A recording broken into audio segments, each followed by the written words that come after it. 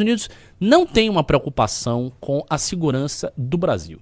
Nenhuma potência na posição dos Estados Unidos vai se esforçar por garantir a segurança de um outro país simplesmente porque ele gosta do país. Então, obviamente, os Estados Unidos têm interesse nisso.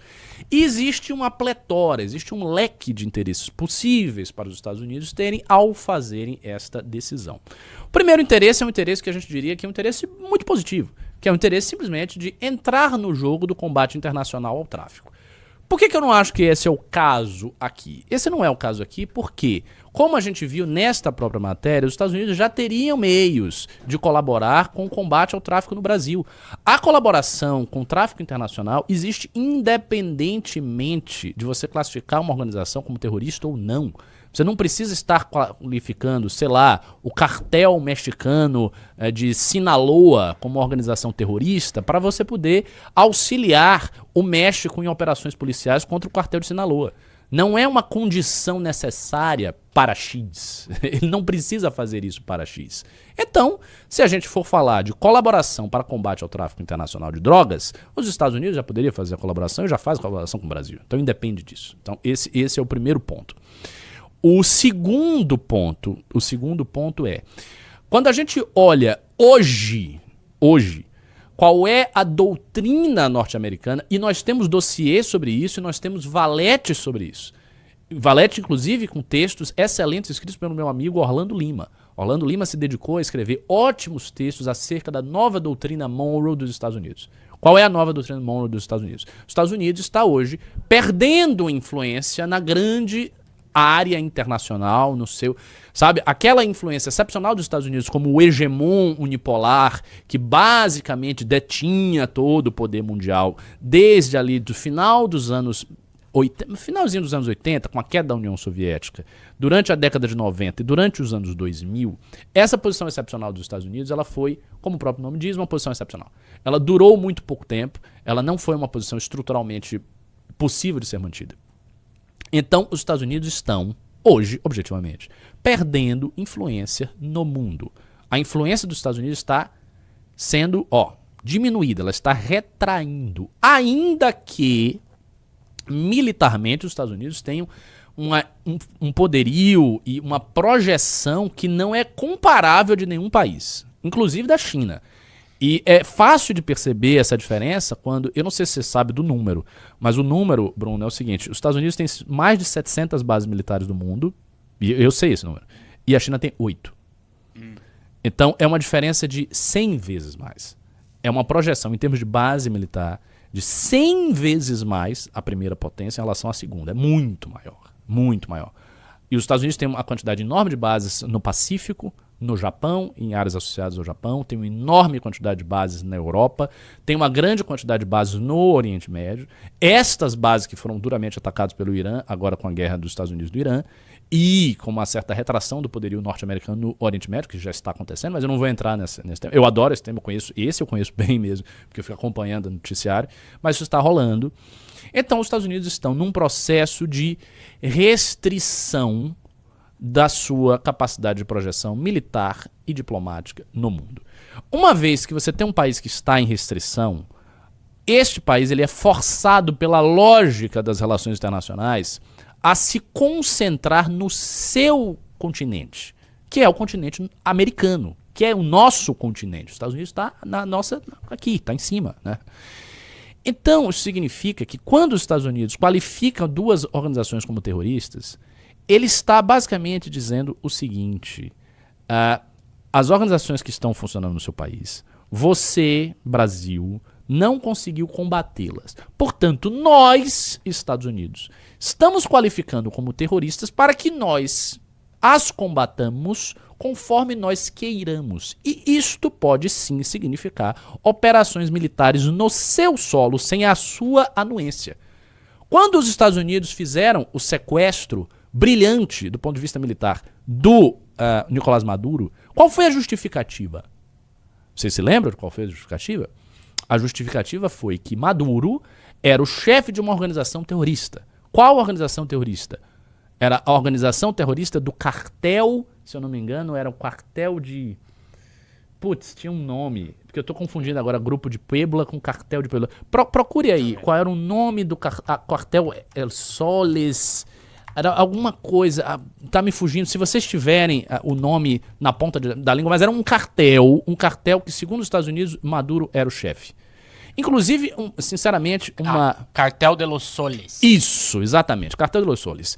Então, supostamente, porque eu nem acho que era, de fato, o Maduro era o chefe do Cartel de los Soles e em função disso, não, Sinaloa é no México, em função disso, Los Soles, exatamente, Los Soles, em função disso eles podiam intervir na soberania venezuelana, derrubar o presidente lá, e sequestrá-lo, e, enfim, mudar o governo. E eles fizeram um regime change na Venezuela de tal maneira, Los Soles, exatamente, de tal maneira que eles interviram ali, baseando-se na lógica internacional do combate ao terrorismo que está, obviamente, integrado à estratégia norte-americana de projeção do seu poder no continente americano.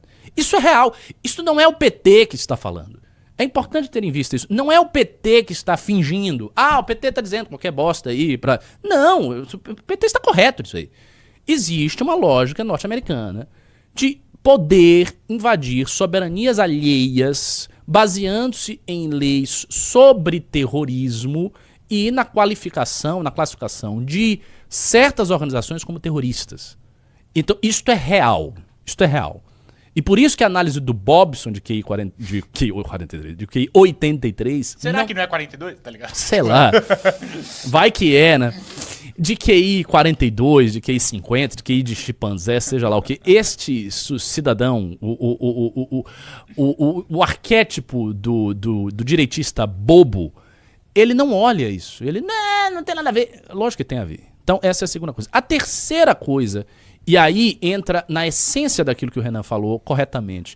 Quem tem que resolver os problemas de tráfico de drogas, de facção criminosa, é o Brasil. O Brasil tem que resolver. E por isso que a situação toda é uma situação muito ridícula.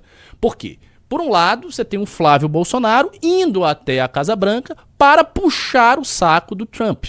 Basicamente isso, e para pedir a classificação das duas organizações como terroristas. Por outro lado, você tem um governo do Lula que fala, não, pera aí, não pode, não faça isso, veja bem. Só que nunca teve uma política efetiva de segurança pública. Qual é a política efetiva de segurança pública do governo PT? O governo PT que governou 5 vezes o Brasil. 5 mandatos, é o 5º mandato do PT. O que ele fez em segurança pública? Porra nenhuma. Fez nada, não fez nada. Tanto não fez que Comando Vermelho e PCC só crescem. Outro dia a gente leu a notícia, aqui mesmo, análise. A gente leu a notícia do PCC avançando para todas as prefeituras de São Paulo. E eu fiz uma extensa análise de como o PCC iria um dia ter um governo de estado em São Paulo. E de posse de um governo de estado, o PCC ia comandar a PM de São Paulo. Era isso que vai acontecer. E é isso que vai acontecer mesmo. Se não tiver uma barreira ao PCC, o PCC vai comandar o governo do estado de São Paulo. Questão de tempo. Vai e se a gente não chegar lá e fizer uma guerra contra o tráfico, isso vai acontecer. E vocês vão ver. Todos vocês vão ver. Vocês vão ver isso acontecer. Vai ter um governador de São Paulo, que vai estar ligado sim ao PCC. E este cara vai entregar a polícia de São Paulo para o PCC. Entregar mesmo. Por quê? Porque aí, a partir desse momento, o PCC vai infiltrar todo mundo na polícia. O que vai ter de policial comprado, se já tem, imagine isso 10 vezes mais. A polícia vai ser comprada, toda ela. A hierarquia policial toda vai quebrar. É isso que eles vão fazer. E eles vão fazer se não tiver contenção. Então, por outro lado, você tem um governo do PT que não fez nada. Não fez nada para a segurança pública. Não, sabe? Pena justa, não sei o quê. Mas não tem uma coisa efetiva. Existem paliativos, sabe? É paliativo eleitoral. Agora, por exemplo, o Kim fez esse projeto, aí o Lula sancionou, bacana, não vetou, que bom que sancionou o projeto, mas obviamente é paliativo e obviamente é um interesse eleitoral. Então eles não têm um projeto consistente de combate às facções criminosas, e aí os Estados Unidos, espertamente, pegou para si o assunto e disse, não, agora PCC e CV são facções. E a posição do Renan, que é a posição mais madura e mais difícil no debate, também foi a posição da Ana. Eu estava do lado da Ana quando ela foi gravar um vídeo sobre isso.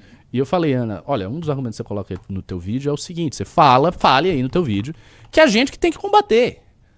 É o Brasil que tem que combater as facções criminosas. Não é uma potência estrangeira. Obviamente somos nós que temos que combater. E ela falou isso aí. Eu vou inclusive ler essa thread da Ana, né, dar uma moral que ela que está fazendo. Eu falei de pré-campanha. Ela está fazendo uma pré-campanha brilhante. Brilhante. Eu considero inclusive que a Ana talvez seja a grande revelação do MBL desta eleição. A grande revelação do que eu consigo ver, né, não estou vendo tudo, mas do que me chega, a grande revelação é a Ana. O Kim é excepcional, ele é sempre excepcional.